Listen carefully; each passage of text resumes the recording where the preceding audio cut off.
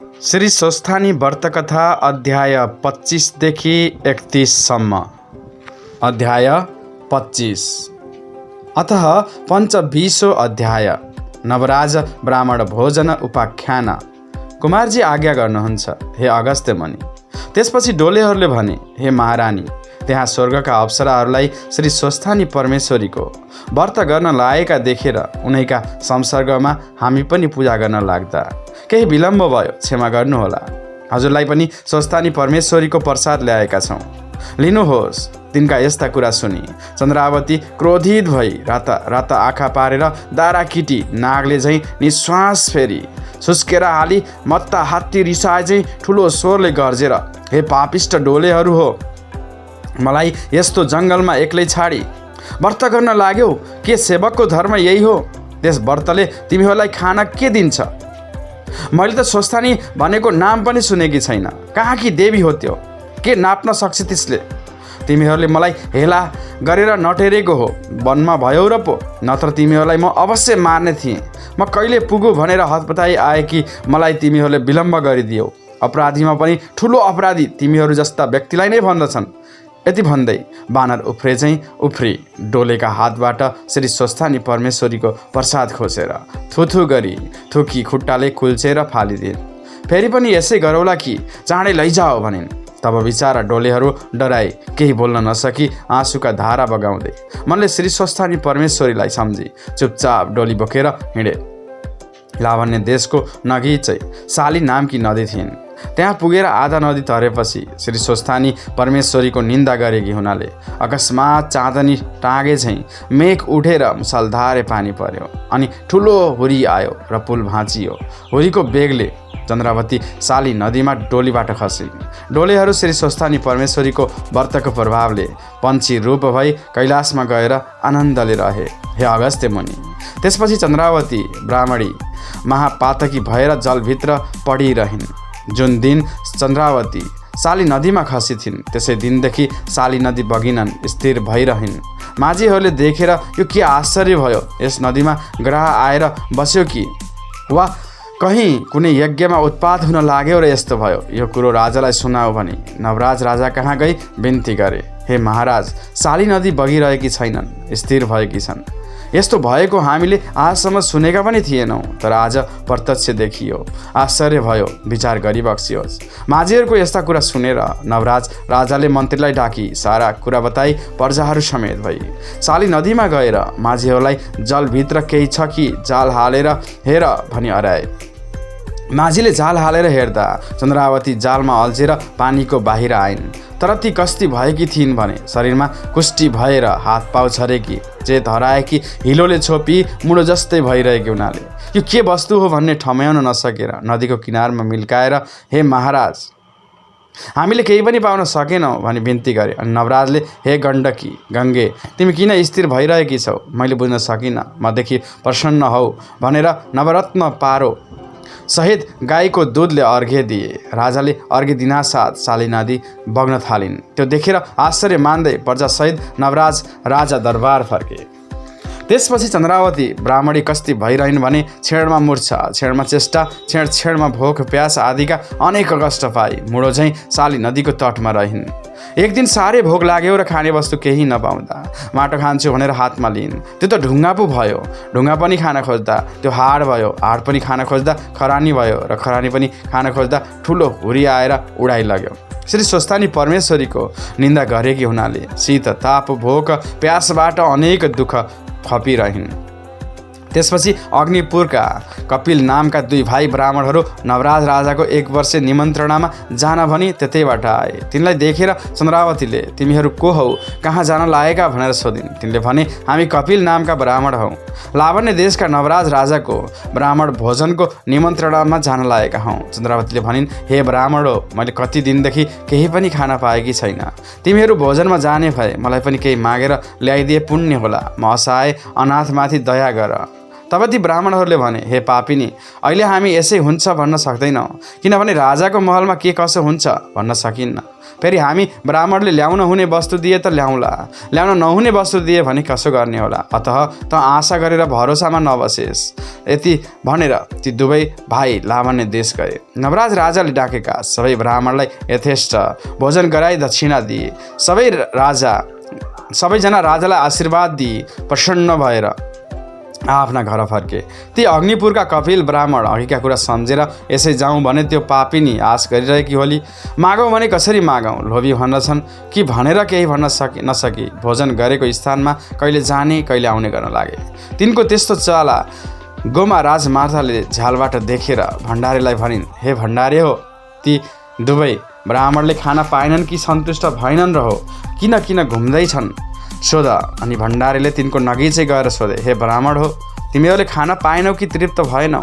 इच्छा भए फेरि भोजन गर। अनि ब्राह्मण भन्दछन्, हे भण्डारी हो, हामीले इच्छापूर्वक भोजन गऱ्यौँ, सन्तुष्ट पनि भयौँ, तर हामी आउँदा साली नदीका तटमा कुष्ठरोग भई हात पाउ खसेकी कोही स्त्रीले देखिर कहाँ जान्छौ भनी सोधी। हामीले राजाको ब्राह्मण भोजनमा जान्छौँ भन्दा तिमीहरूले भोजनमा जाने भए मेरा लागि पनि केही मागेर ल्याइदिए, कति दिनदेखि खाएकी छैन भनेकी थिए। अतः अब यसै जाउँ भने त्यो पापिनी आशा गरिरहेकी होली। केही लगिदिउँ भने कसरी मागौँ भन्ने सङ्कोचले यताउता हिँडेका हौँ। त्यो कुरा भण्डारीहरूले राजमातालाई सुनाए अनि उनले ती दुईजनाले बोक्न सके जति अन्न दिनु भनिन् र भण्डारीहरू भण्डारमा राखेको वस्तु लिन जाँदा राजाको सम्पूर्ण भण्डार नै सुक्यो। दिन जस्तो वस्तु केही पनि नपाई राजमातालाई बिन्ती गरे, राखेको स्थानमा कुनै पनि वस्तु छैन, के दिने? त्यति सुनि गोमा आफै गएर भण्डारमा हेरिन् र दिने वस्तु केही पनि नदेखी आफूलाई भनेर पकाइरहेको भात यही देऊ भनिन्। भण्डारीहरूले त्यो भात लिएर ब्राह्मणलाई दिई भन्दछन्, हे ब्राह्मण हो, त्यसको नाम लिनासाथ राजाको सम्पूर्ण भण्डार नै सुक्यो। यो राजमातालाई पकाइराखेको भात छ, यही लगिदेऊ भनी जिम्मा लगाइदिए। ब्राह्मणहरू लाज मान्दै त्यो भात लिएर दरबारबाट निस्के। तिनीहरू जानासाथ राजाको भण्डार पहिलेको जस्तै भयो। जहाँ जुन वस्तु राखेको थियो त्यही देखियो भनी हे भक्त श्रोता हो, कुमारले अगस्त्य मुनिलाई सुनाउँदा भए। इति श्री स्कन्दे पुराणे केदारखण्डे माघ महात्म्ये कुमार अगस्त्य संवादे श्री स्वस्थानी परमेश्वराय व्रत कथायां नवराज ब्राह्मण भोजनम नाम 25 अध्याय। अध्याय 26। अतः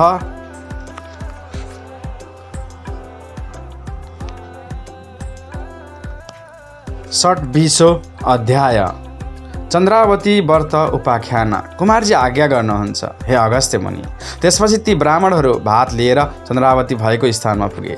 चन्द्रावतीले तिनीहरूलाई आएको देखि मलाई पनि केही ल्याइदियो कि भनी सोधिन् र ब्राह्मणहरूले भने, हे पापिनी, त अत्यन्त पापिनी रहेछस्, तेरो निम्ति हामीले लज्जित हुनु पर्यो, किनकि तँलाई दिन भनी हेर्न जाँदा राजाको भण्डार नै सुकिगयो। यति भात राजमातालाई भनेर पकाइराखेको रहेछ, ल्याइदिएका छौँ, लौले भनेर सुम्पिदिए।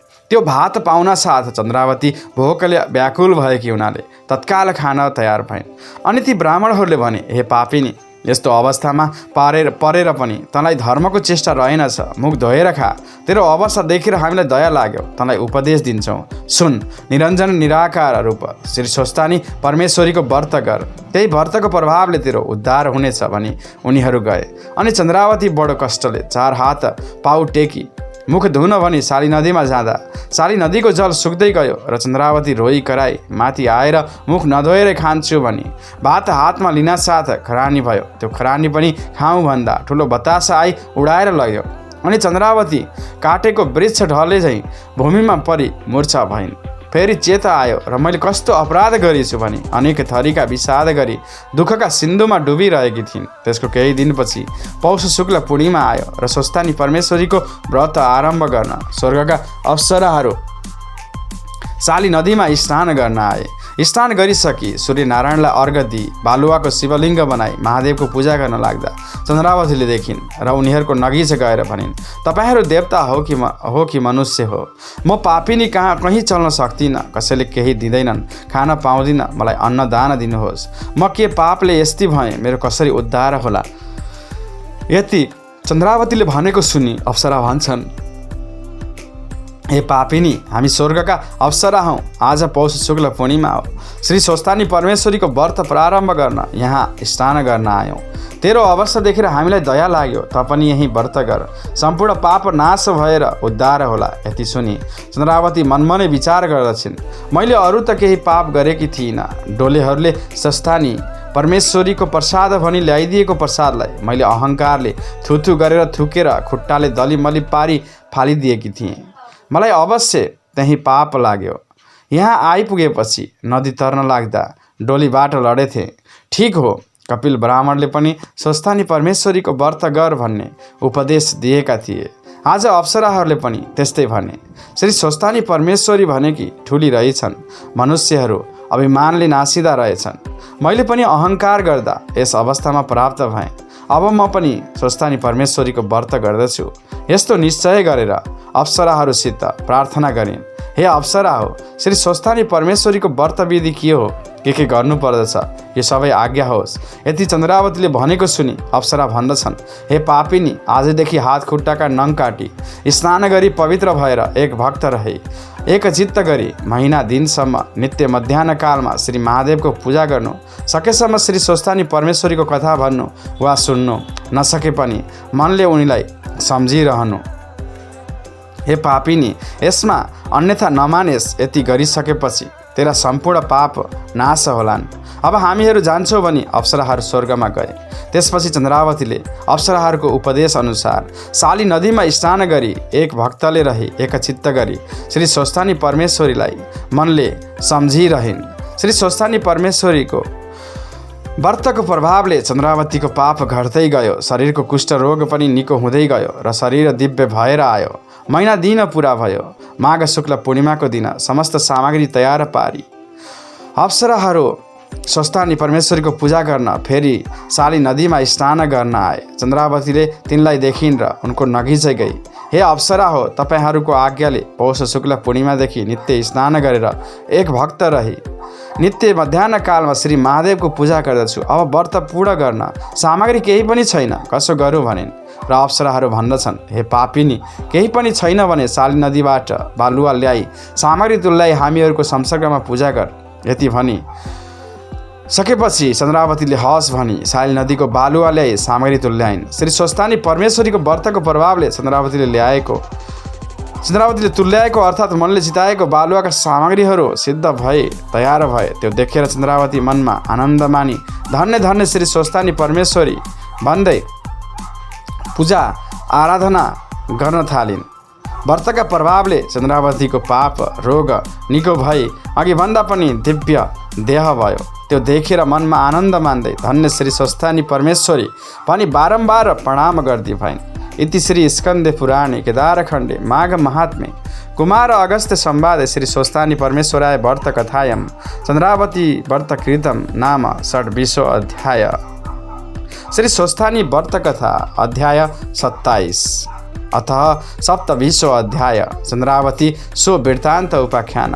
कुमारजी आज्ञा गर्नुहुन्छ, हे अगस्त्य मुनि। त्यसपछि चन्द्रावतीले बनाएका 8 रोटीमा 4 रोटी नागिनीले पाएर हातमा लिएर, यस्तो अपूर्व रोटी कसले बनाएछ? मेरा पति घर छैनन्, 12 वर्ष भयो, कहाँ गए पत्ता छैन। उनलाई नखुवाई एक्लै कसरी खाऊँ? उनको खबर गरौँ अनि 2-2 रोटी बाँडेर खाउँला भने गण्डकी नदी नाला सबै स्थानमा खबर गर्दै गइन्। तिनै 8 रोटी मध्ये 4 रोटी नागले पाएर कस्तो अपूर्व रोटी पाए, यी मेरी स्त्रीलाई नखुवाई एक्लै कसरी खाऊँ? म परदेश हिँडेको पनि 12 वर्ष भयो। अब घर गई 2-2 रोटी बाँडेर खाउँला भनी घर जान लाग्दा साली नदी र त्रिशुली नदीको दोभानमा श्री स्वस्थानी परमेश्वरीको प्रसाद स्वरूप त्यो रोटीको प्रतापले नाग र नागिनीको भेट भयो। अनि नागिनीले प्रसन्न भएर भनिन्, हे स्वामी, मलाई एक्लै छोडेर यतिका दिनसम्म कहाँ जानुभएको थियो?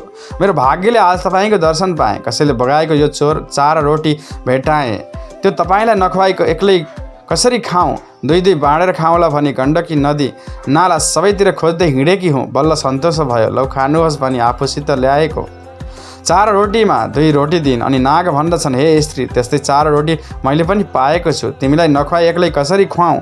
2-2 रोटी बाँडेर खाउँला, घर जाउँ भनेर आए।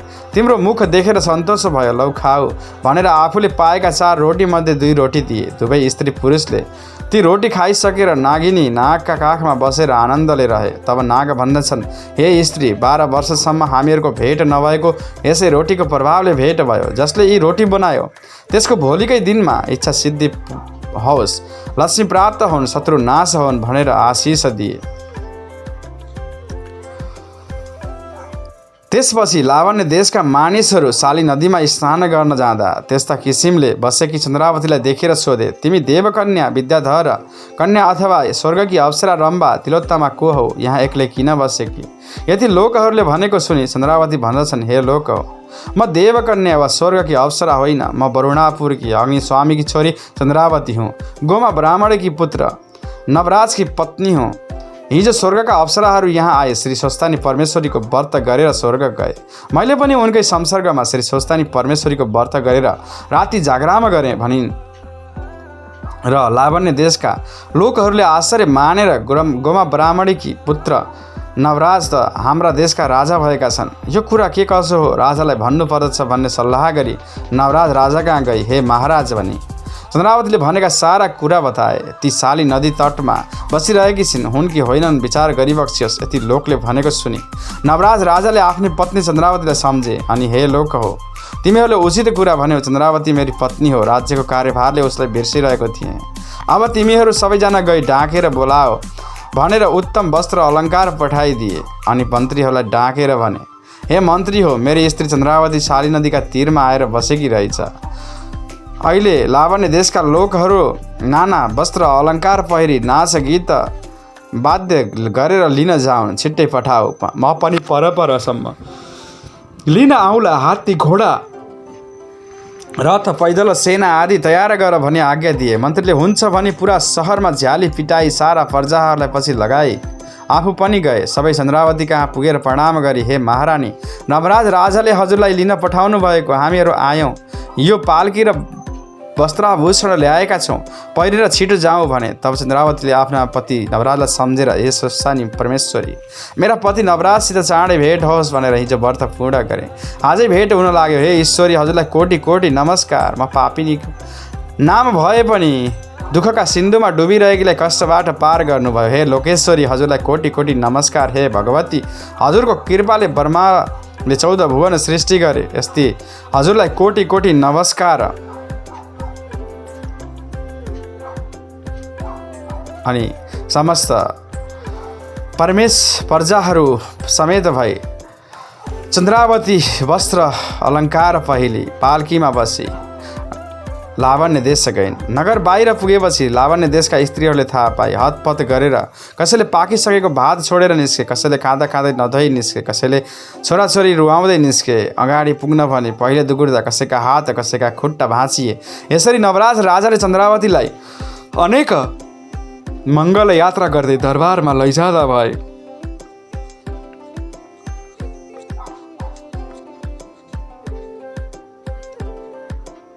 श्री स्वस्थानी परमेश्वरी भन्दा ठुलो अर्को कुनै पनि देवता त्रिलोकमा छैनन् भन्ने चन्द्रावतीलाई निश्चय भयो। व्रतको पनि व्रत, सम्पूर्ण तीर्थको पनि तीर्थ, धर्मको पनि धर्म, कालको पनि काल, देवताको पनि देवता, यस्तै जगदीश्वरीलाई मेरो कोटि कोटि नमस्कार भनी चन्द्रावतीले श्री स्वस्थानी देवीलाई बारम्बार दण्डवत प्रणाम गर्दै भइन्। इति श्री स्कन्दे पुराणे केदारखण्डे माघ महात्म्ये कुमार अगस्त्य संवादे श्री स्वस्थानी परमेश्वराय व्रत कथायां चन्द्रावती वृत्तान्त कथनं नाम 27 अध्याय।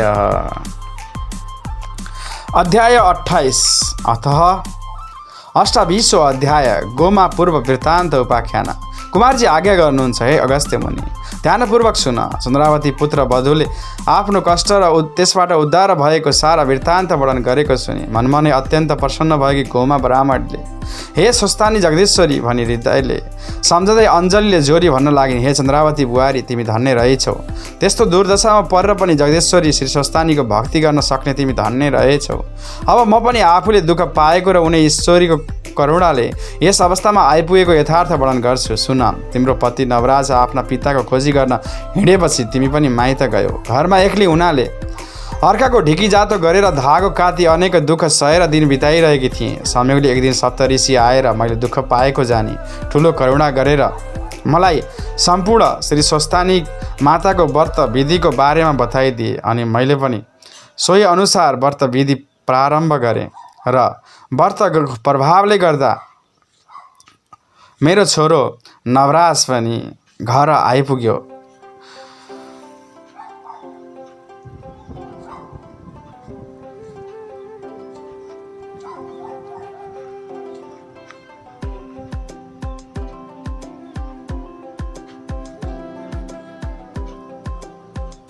अनि श्री स्वस्थानी परमेश्वरीको प्रभावले गर्दा आज मेरो छोरो राजा भएको छ। यी कुरा बताइसकेपछि अनि उनले भन्न थालिन्। यी उपदेश दिई आफ्नो यथार्थ वर्णन गरिसकेकी उनले अर्ती दिन लागिन्। तिमी चन्द्रावती र लावण्यवती दुवै बुहारी सुन। जस्तै सूर्यनारायण नभएको दिन र चन्द्रमा नभएको रात उज्यालो वा शोभित हुँदैन, त्यस्तै प्रत्येक मनुष्यको घरमा असल स्वभाव भएकी पत्नी छैन भने घर प्रसन्न हुँदैन। अब मेरो वृद्धावस्था भयो, तिमी दुवै दिदी बहिनी आपसमा मिलेर बस्नु भनेर बताइन् र सबै आनन्दपूर्वकले रहँदा भए। फेरि कुमारजी आज्ञा गर्नुहुन्छ, हे अगस्त्य मुनि, जो मनुष्य श्रद्धा र भक्ति साथ माघ मासको महात्म्य सुन्ला, माघभरि माघ स्नान गर्ला, माघ स्नानका साथै माघभरि विविध वस्तु दान गर्ला, त्यो सधैँभरि परलोकमा गएर शिवका पार्षद भई कैलाशमा पर्वतमा बस्न पाउनेछन्। यति कथा स्कन्द कुमारले अगस्त्य मुनिलाई सुनाएका थिए र सोही कथा यहाँ मैले पनि यथामति विस्तारपूर्वक सुनाएको हुँ। इति श्री स्कन्दे पुराणे केदारखण्डे माघ महात्म्ये कुमार अगस्त्य संवादे श्री स्वस्थानी परमेश्वराय व्रत कथायां गोमा पूर्व वृत्तान्त वर्णनम नाम 28 अध्याय। अध्याय 29 अथ 29 अध्याय सुलोचना उपाख्यान।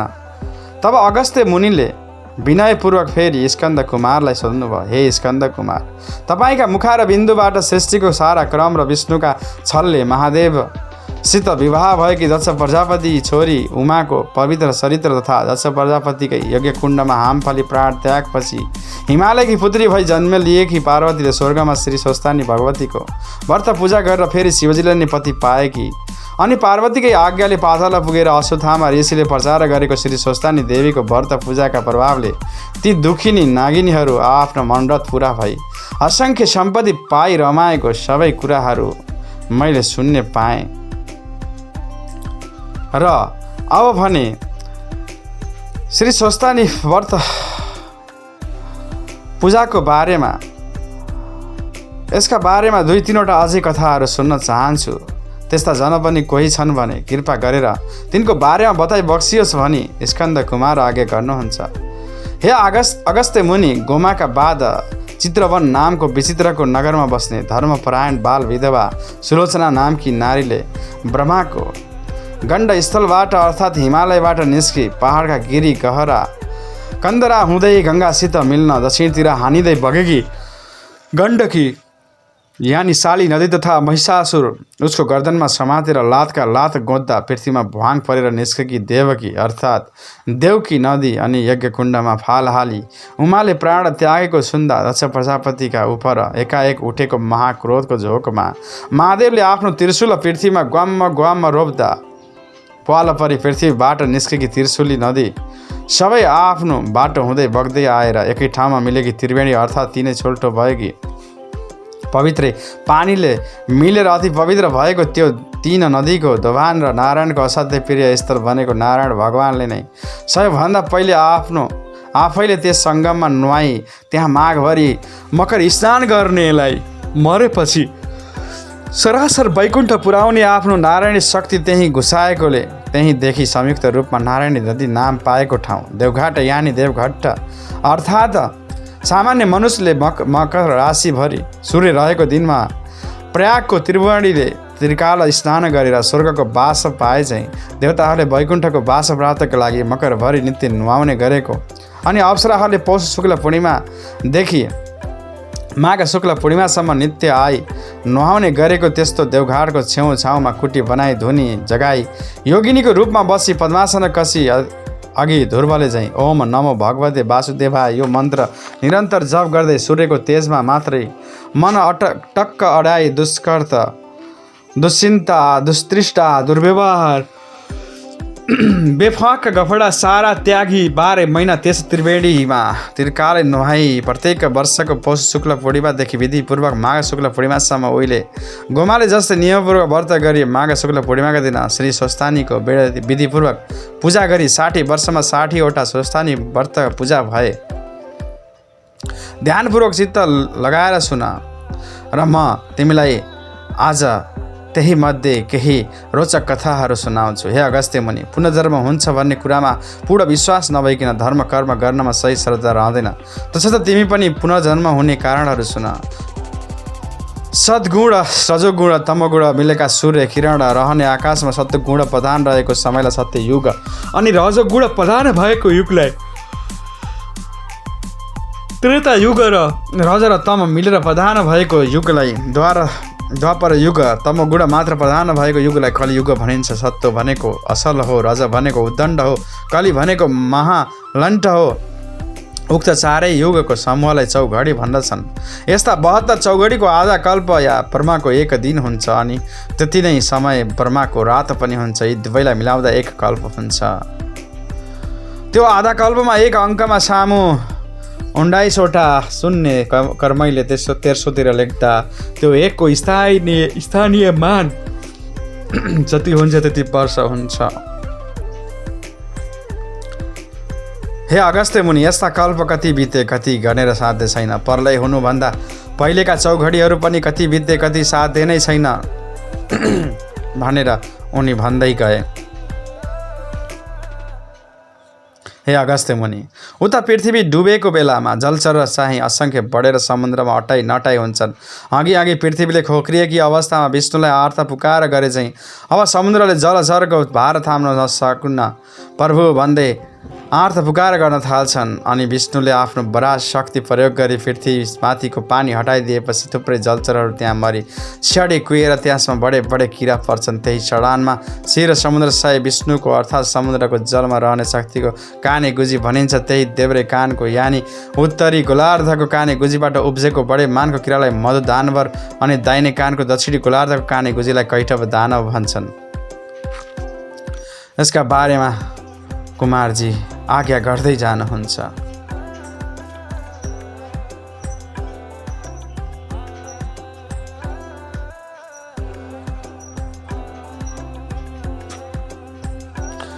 हे अगस्त्य मुनि, गङ्गा र सागरको सङ्गम स्थल गङ्गा सागर र समुद्रमा डुबेर रहेको कपिल मुनिको आश्रममा मकर सङ्क्रान्तिको 7 दिन पहिलेदेखि 7 दिन पछिसम्म आश्रम माथिको समुद्रको जल पछि हटेर आश्रम स्थललाई छोडिदिन्छ र कपिल मुनिको आश्रम पानीबाट बाहिर पोखरको जस्तै देखिन्छ। त्यसै गरी हरेक कल्पान्तमा पहिले पृथ्वीलाई डुबाएर रहेको समुद्रको पानी पछि सरेर पृथ्वीलाई डुबाउन छोडिदिन्छ। हे अगस्त्य मुनि, जब ती तपस्विनी सुलोचनाले देह त्याग गरिन् तब उनको जीवात्मा तत्काल वैकुण्ठ धाम पुग्यो। त श्री स्वस्थानीको आशीर्वाद र विष्णुको प्रसन्नताले गर्दा पद्मा नाम गरेकी अप्सराको रूप धारण गर्यो र विष्णुले आफ्ना इच्छा शक्तिले तयार पारिएको सबै ऐश्वर्यले भराउ भएको नयाँ स्वर्गपुरीको सकल सुख भोग गर्दै 40वटा युग अर्थात् 10 चौघडीसम्म त्यहाँ रहिन्। इति श्री स्कन्दे पुराणे केदारखण्डे माघ महात्म्ये कुमार अगस्त्य संवादे श्री स्वस्थानी परमेश्वराय व्रत कथायां सुलोचना सूर्य लोकगमनम नाम 29 अध्याय। श्री स्वस्थानी व्रत कथा अध्याय 30 अथः 30 अध्याय। काञ्चमालिनी उपाख्यान। हे कुमारजी, तपाईँका मुख र बिन्दुबाट हिजो मैले सुलोचनाको सकल वृत्तान्त भलीभाँति सुने। उनी जन्मैदेखि पुण्यात्मा थिइन्। हुनसक्छ उनको पहिलेका जन्महरूदेखि नै नारायणको तपस्या गर्दै आएकी हुँदै हुन्। पूर्व जुनीहरूको अभ्यासको संस्कारले नै यस जन्ममा पनि नारायणको तपस्यामा तल्लीन हुन सकेकी होलिन्, किनकि ब्रह्माले शिवले झैँ यसै जन्ममा मात्रै लाभ हुने अस्थायी वर नारायणले दिँदै दिनुहुन्न। उहाँले त तपस्या पुरा भएपछि मात्रै काम पुराएर चिरस्थायी अविनाशी मुक्ति पद मात्रै वर दिनुहुन्छ। उहाँको तपस्यामा लागेको व्यक्तिले त्यो तपस्या जन्मान्तर भए पनि पुरा गर्नैपर्छ। नगरेसम्म त्यो अधुरो तपस्या गराउनका लागि त्यसो साधकलाई संसारिक विषय वासनाबाट हटाई त्यसमा नअल्मलाई विरक्त्याउन विष्णुले सुलोचनालाई जस्तै परिस्थिति पारिदिनुहुन्छ रे। पूर्व जन्मका तपस्याहरूको अभ्यासको लर्को त्यो तपस्या नटुङ्गेसम्म हरेक जन्मपछि लागिरहेको हुन्छ भन्ने कुरा मैले सुनेको छु। सुलोचनाको पनि यस्तै परिस्थिति हुँदो हो र यस जन्ममा पुरा गरिन् होलिन् भने यसमा के आश्चर्य छ र भन्ने तर्क वितर्कले हिजो मलाई रातभरि नै पटक्क निद्रा परेन छटपटाइरहे। तसर्थ पूर्व जन्महरूको धर्मको संस्कार पनि पटक्कै नरहेका यस जन्ममा पनि उग्र पापै पाप मात्र भएका भयङ्कर पापी जन पनि उमेर ढल्केपछि बाँकी जीवनभर ती दुई प्रख्यात त्रिवेणी मध्ये कुनै एकमा नियमपूर्वक नित्य त्रिवेणी स्नान मकर स्नान गरेमा के उनीहरूको पाप अन्त्य भएको छ? तिनै मध्ये एउटा कथा आज सुनाउनुहोस् भनी बिन्ती गर्दा हे अगस्त्य मुनि सुलोचनाको त्यो अद्भुत दिव्य कथा तिमीले हिजो सुनिसक्यौ। अब आज तिमीलाई कञ्चन मालिनी नामकी एउटी श्रेष्ठ अप्सराको अत्यन्त राम्रो कथा सुनाउँछु। सावधान भएर सुन। यो चलिरहेको पद्मकल्पको 28औं चौघडी भन्दा 2 चौघडी पहिलेको त्रेता युगको गन्धर्व नगरमा जन्मिएकी अत्यन्तै राम्री काञ्चना मालिनी नामकी अप्सरा सूर्य चन्द्र पृथ्वी यी तीनै मकर राशिमा रहेकाले कुम्भ योग परेको माघ महिनाको माघे औँसीका दिन प्रयागमा गङ्गा यमुना सरस्वती मिलेको सङ्गम स्थल त्रिवेणीमा सचैल मकर स्नान गरेर त्यत्तिकै चिसै लुगाले आकाशमा उडेर कैलाशमा गइरहेकी थिए। अत्यन्त तेजस्विनी सुन जस्तो वर्ण ढिस्कुको नितम्ब लाम्चा लाम्चा आँखा पूर्ण चन्द्र जस्तो चहकिली अनुहार लामा लामा केश ठडिएका गोला गोला स्तनहरूले शोभिएकी कुच्चिन अर्थात् सुनको मसिनो धागो जस्तै तारले बुनेको चिनिया सारी चौबन्दी चोलो टम्म मिलाएर आङमा लाएकी नुहाउँदा आँचल कम्मरमा कसैकीले छातीमा चौबन्दी चोलो भुकिएकी अति राम्री उसलाई आकाशमा उडेर गइरहेको देखेर तल हिमालयको कन्दरामा रहने पहाड जस्तो अग्लो कुरूपको कुनै बुढो राक्षसले उनलाई देखेर भन्यो, हे कमलका फुलको कोपिला जस्तै आँखा भएकी कल्याणी, तिमी को हो? तिमी कहाँबाट आएकी छौ? तिम्रा लुगा किन चिसा छन्? तिम्रो चुल्ठो किन भिजेको छ? हे सुन्दरी, कहाँबाट आएकी हो? तिमीमा यो उड्ने शक्ति कसरी भयो? अनि कल्याणी, कुन पुण्यले गर्दा तिमी यसरी तेजिलो भएको? अत्यन्तै राम्रो मनोहर रूप कसरी भयो? हे सुलोचने, राम्रा आँखावाली, तिम्रो चिसो लुगाबाट मेरो टाउकोमा झरेको पानीको थोपाले हे भद्रे सधैँ क्रूर रहने मेरो मन एकाएक शान्त भयो। यो जलको छिटोको यस्तो महिमा के हो? यो कुरो मलाई बेली विस्तार लाएर वर्णन गर, किनकि मलाई तिमी अत्यन्त शिलावती लागिरहेकी छौ। तिमी अत्यन्त शिलावती लागिरहेको छ, यस कारण तिम्रो आकृति गुणहीन हुन सक्दैन। त्यस राक्षसको कुरा सुनेर आफ्नो उडान रोकेर अप्सरा काञ्चन मालिनीले भन्न थालिन्, हे राक्षस सुन, आफ्नो इच्छा अनुसार रूप धारण गर्न सक्ने काञ्च मालिनी नाम गरेकी अप्सरा हुँ। अहिले म प्रयागबाट आइरहेको छु। मैले प्रयागमा गङ्गा यमुना सरस्वतीको सङ्गमा नुहाएकी छु। यसै उसले मेरो केश र वस्त्र भिजेको छ। हे राक्षस, म यतिखेर पर्वतहरूमा अति उत्तम कैलाश पर्वतमा गइरहेको छु। उहाँ सुर असुर अर्थात् देव दानवले भक्तिपूर्वक पूजा गरिने पार्वती पति महादेव रहनुहुन्छ। हे राक्षस, प्रयागको त्रिवेणीको जलको प्रभावले तेरो दुष्टता हटेको हो। जुन गङ्गा यमुना सरस्वतीको सङ्गम स्थल प्रयागको त्रिवेणीमा धेरै वर्ष मकर स्नान गरेको पुण्यको प्रभावले यतिखेर सुमेधा नामका गन्धर्वकी अति सुन्दरी छोरी भएकी छु। अब म त्यो सबै कुरा तिमीलाई बेली विस्तार लाएर कहन्छु, तिमी ध्यान लाएर सुन। यस पद्मकल्पमा 26औं चौघडीको त्रेता युगमा म आज नाभ देश अर्थात् अचेलको भारतवर्षको रहेको कलिङ्ग देशको कालिङ्गाधिपतिकी राजाकी परी जस्ती सुन्दरी रखौटी यौवनबाट जन्मेकी हुनाले रूप र सुन्दरताले शोभिएकी अनि आफ्ना सुन्दरताको मादले घमण्डेकी परम सुन्दरी नामकी वेश्या थिए। त्यस कालिङ्ग नगरकी त्यतिखेर अरू समस्त सुन्दरीहरूले शिरोमणि याने अग्रणी थिए। हे राक्षस, त्यस जन्ममा मैले आफ्ना तरुण्याई आफ्ना इच्छा अनुसारका सारा भोग भोग्नासम्म भोगेँ। मैले आफ्नो यौवन रूप रूपी सम्पत्तिले सारालाई मुग्ध पारेकी थिएँ। ममा लट्टिएका धनाढ्य युवकहरूबाट विचित्र मनज्ञ रत्नहरू पनि प्राप्त गरेकी थिएँ। हे राक्षस, त्यतिखेर आफ्नो घरमा कति सुन कति रत्न छ म जान्दैनथेँ, किनकि कामले पीडित भएका युवा राजपुत्रहरू सेठहरूका राजाहरूको मेरो चरणमा सेवा सधैँ गर्दथे। तब मेरो मन विरक्तिँदै पछि उमेर ढल्किँदै जाँदा मेरो मन विरक्तिँदै सोच गर्न थाल्यो, हरे शिव, मैले जवानीमा न त छतपात्रलाई दान दिएँ, न मैले कुनै यज्ञ आदि गरेँ, न मैले कुनै व्रत नियमपूर्वक गरेँ, न त मैले अर्थ धर्म काम मोक्ष दिने भगवानको आराधना गरेँ, न त मैले दुर्गति नाश गर्ने दुर्गा देवीको पूजा गरेँ। यो जाबो तुच्छ 2 दिने चटक मटके नारकीय सुख भोगमा उपभोग गर्ने पर्वलाई लालसाले गर्दा सारा पाप गर्ने विष्णुको नै स्मरण गरेँ या मैले कसैको नाम जपेँ। अनि म एकाग्रता भएर म पश्चातापमा बसिरहेँ।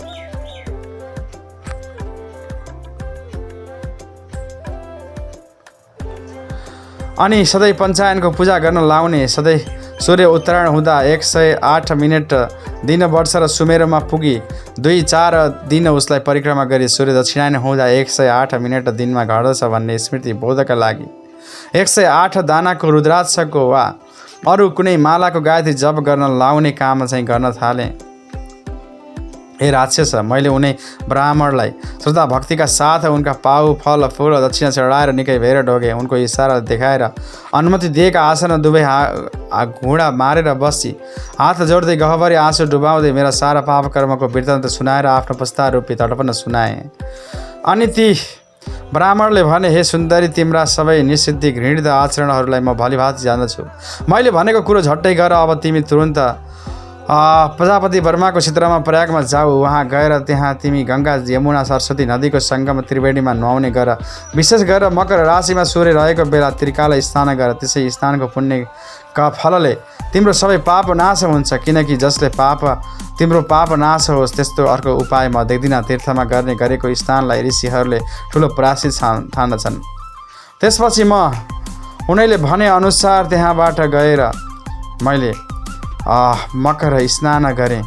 अनि मकर स्नानको प्रभावले गर्दा म यस्ती भएँ भनेर ती अप्सराले राक्षसलाई भनिन्, हे अगस्त्य मुनि, जो मनुष्य त्यो गन्धर्व कन्या काञ्च मालिनी र त्यो बुढो राक्षसले कहेको यो श्रेष्ठ संवाद भक्तिपूर्वक सुन्दछ, त्यो मनुष्य सधैँ कहिले पनि अधर्म गर्नतिर मन दौडाउने, आफ्ना इन्द्रियहरू रूप दुष्ट राक्षसहरूद्वारा बाधित अर्थात् पीडित हुँदैन र त्यसको बुद्धि सधैँ धर्ममा लागिरहन्छ। यसै उसले उसका परिवारलाई पनि प्रत्येक वर्ष श्री स्वस्थानीको पूजा गर्न र त्रिवेणीको मकर स्नान गर्न मन रमाइरहन्छ। यति श्री स्कन्द पुराण केदार खण्डे माघ महात्म्य कुमार अगस्त्य संवादे श्री स्वस्थानी परमेश्वराय व्रत कथायां काञ्चन मालिनी कैलास गमनम नाम 30 अध्याय।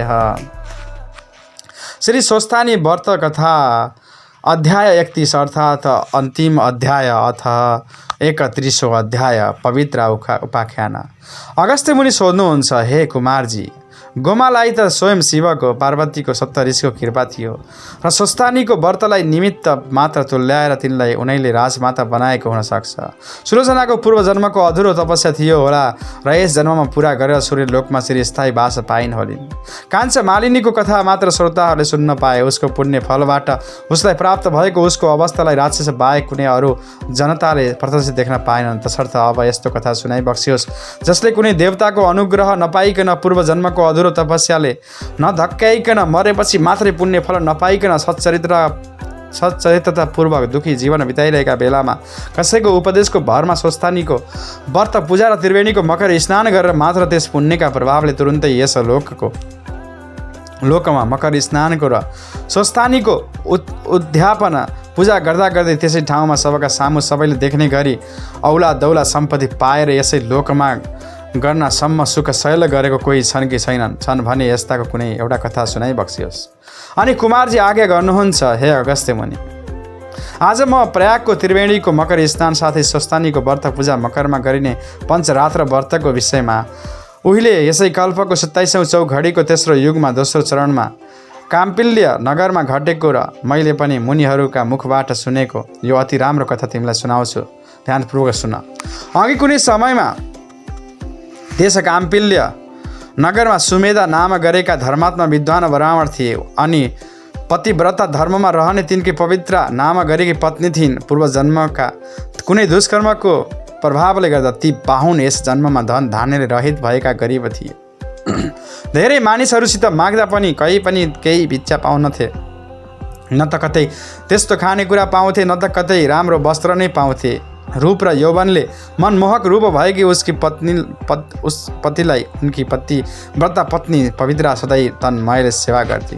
कहिले अतिथिको पूजा यानी भोजनले सत्कार गर्नु पर्यो भने तब त्यो नारी त्यो दिन भोकै रहन्थे र पनि विशालाक्षी अर्थात् बडा बडा आँखा हुने त्यो सुन्दरी स्त्री मलिन मुख भएकी हुन्नथी।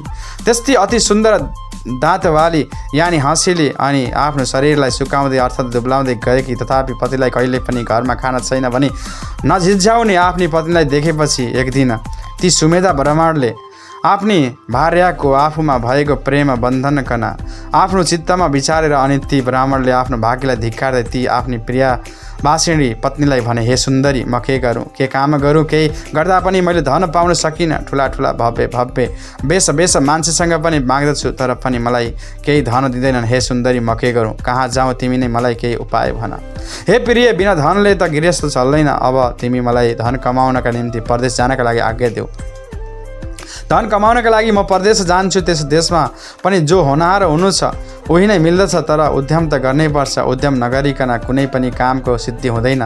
त्यसै कारण बुद्धिमानहरू सधैँभरि कल्याणकारी राम्रो उद्यमको प्रशंसा गर्छन्। आफ्ना पतिको त्यस्तो कुरा सुनेर आँखाभरि आँसु डबाएर विनयले गर्दन केही झुकाएर हे बुद्धिमती नारीले हात जोडेर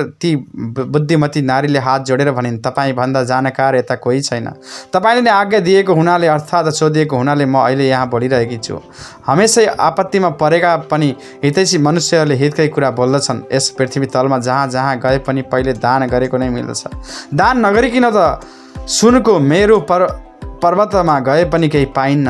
पूर्वजन्ममा जो विद्या दान गरेको छ, पूर्वजन्ममा जो धन दान गरेको छ, पूर्वजन्ममा जो भूमि दान दिएको छ, यस जन्ममा त्यही नै प्राप्त हुन्छ। विधाता ब्रह्माले छैटीका दिनमा निधारमा जो लेखिदिएका छन् त्यही नै जहाँ गए पनि मिल्दछ। के नदिएको वस्तु कहाँ मिल्दछ र कहीँ गए पनि केही मिल्दैन। हे पतिदेव, पूर्वजन्ममा न मैले न तपाईँले सत्पात्रहरूको हातमा थोरै वा धेरै केही पनि चोखो दान धर्म धन दिएका रहेनछौँ।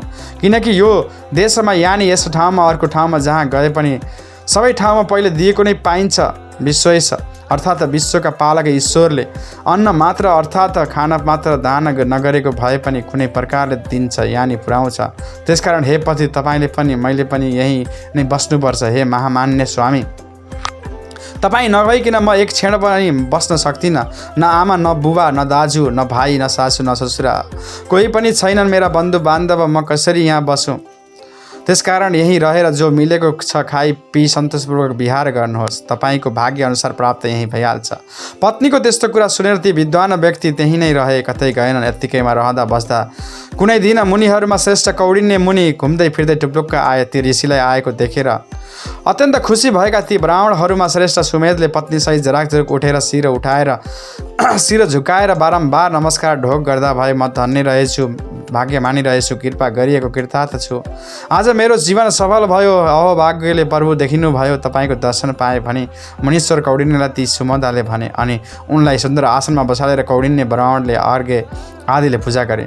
तब ती ऋषिलाई विधिपूर्वक बसाली यथेष्ट भोजन गराउँदै केही झुकी झोल काडी नगिचै उभिएकी ती स्त्रीले अति उत्तम पवित्र ब्राह्मणीले विनयपूर्वक, हे विद्वान त्रिकालदर्शी मुनि, कुन प्रकारले हाम्रो दरिद्रताको नाश होला भनेर दयालु ऋषिलाई सोधिन्। अनि फेरि भनिन्, हे दयालु ऋषि, पूर्वजन्ममा दान नदिइकन यस जन्ममा कसरी धन विद्या र असल गृहिणी पाइन्छ र? तैपनि मेरा पति मलाई छोडेर अर्कै देश जाने, पराय नगरमा नचिनेका मान्छेसँग जाने इच्छा गरिराख्नु भएको छ। हे विद्वान मुनि, मैले उहाँलाई कैयन ठुला ठुला कारणहरूले घेरेकी छु। मैले उहाँलाई पूर्वजन्ममा नदिएको कुनै पनि वस्तु अलिकति पनि यस जन्ममा कतै पाइन्न यस्तो भनेर रोकेकी छु। मेरो अहभाग्यले हे मुनि श्रेष्ठ, आज तपाईँ यहाँ आइपुग्नु भयो।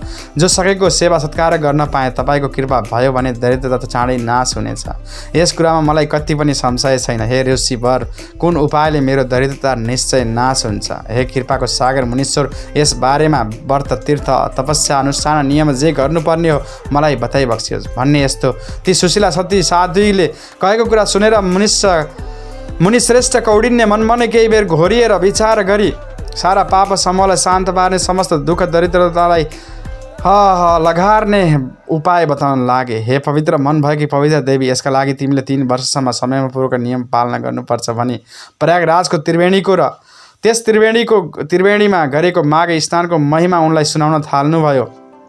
र हे पवित्र, जस्ता प्रकारले रातभरि चिसिएको स्थलमा प्रत्येक दिन उद्याउन लागेका सूर्यको तातो मिसिएको चिसो तातोको सङ्गम समय अति आरोग्यकारी तथा अति पुण्यदायी हुन्छ, त्यस्तै प्रकारले सूर्यको दक्षिणायन सकिएर उत्तरायण हुँदा चिसोमा तातो बढ्दै गएको चिसो तातोको सङ्गम महिना माघ महिना अति पुण्यदायी हुन्छ। यसैले पुष शुक्ल पूर्णिमाका दिन स्वयं श्री स्वस्थानी देवी पृथ्वीमा ओर्लिएर साली नदी अर्थात् गण्डकीको किनारमा 1 महिनासम्म निवास गर्नुहुन्छ।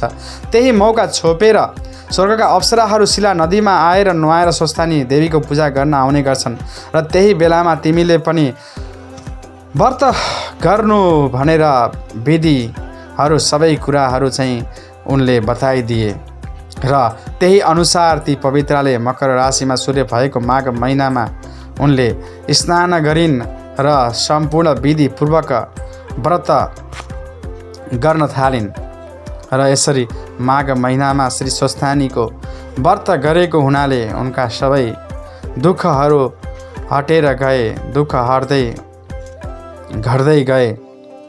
त्यसकारण हे अगस्त्य मुनि लाखौँ वर्षसम्म अनेक कष्ट सहेर बल्ल बल्ल पाएको यस मनुष्य जन्ममा त्यो 84 लाखको फेरोबाट छुट्नका लागि नारीहरूले पञ्चरात्रे व्रतसहित श्री स्वस्थानीको व्रत पूजा र नर नारीले दुवैले प्रयागको त्रिवेणीमा कल्याणकारी मकर स्नान अवश्य गर्नु पर्दछ। जो कोही पनि मनुष्यहरू यस संसारमा जन्मिएर त्रिवेणीहरूमा नुहाई धुवाई शुद्ध पवित्र हुँदैनन्, विधिपूर्वक पवित्राले सुमिदाले जस्तै स्वस्थानीको व्रत पूजा गर्दैनन्, तिनीहरूले सुख प्राप्त गर्न सक्दैनन्, दुःखको उनीहरूको मुक्ति हुँदैन। र जो मानिसहरू मकर स्नान गर्दछन् त्यस्ता मनुष्यहरू यस लोकमा सुख सम्पत्ति भोगेर मरेपछि स्वर्गमा इन्द्रले जस्तै सकल सुख ऐश्वर्य भोग गरी त्यसपछि तिनै भुवनले स्तुति गरिने भगवान विष्णुको धाम वैकुण्ठमा जान्छन्। इति श्री स्कन्दे पुराणे केदार खण्डे माघ महात्म्ये कुमार अगस्त्य संवादे श्री स्वस्थानी परमेश्वराय व्रत कथायां पवित्र पुण्य फल प्राप्ति नमः 31 अध्यायः। ओम जय श्री स्वस्थानी माता। अब सबैले पुष्पाञ्जली हातमा लिएर अगस्त्य मुनि श्री स्वस्थानी तुलसी राम समर्णा स्नान दान प्रोक्त माघ एत क्रियति जनै इति श्री स्वस्थानी व्रत कथा समाप्त। कथा सुन्ने सबै श्रोताहरूले नित्य कथा सुनेपछि चन्दन अक्षता फूल लिएर उभि हात जोड्नु र पण्डितले लेखिएका श्लोकहरू पढ्नु।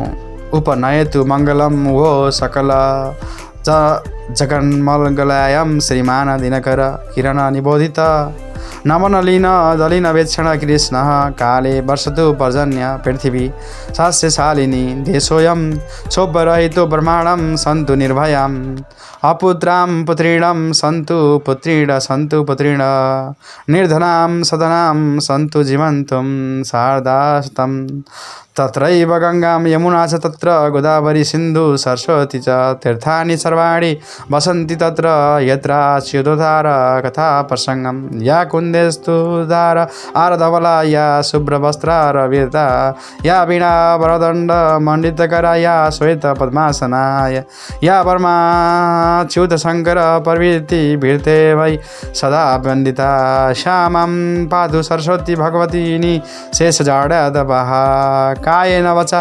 मनसन्द्रेर्वः बुद्ध्यात्मना वा प्रकृति स्वभावतः करोमि यत् सकलं परमेश्वरी नारायण वा सर्वति तत् श्री स्वस्थानी देवाडमस्तु। यदि भनिसकेर कथा सुन्ने जति समस्त श्रोताहरूले पुस्तकको माथि पुष्पाञ्जली चढाई पुस्तकलाई ढोग गर्नु र आफ्ना मनको इच्छित वरदान माग्नु। यति श्री स्वस्थानी व्रत कथायः।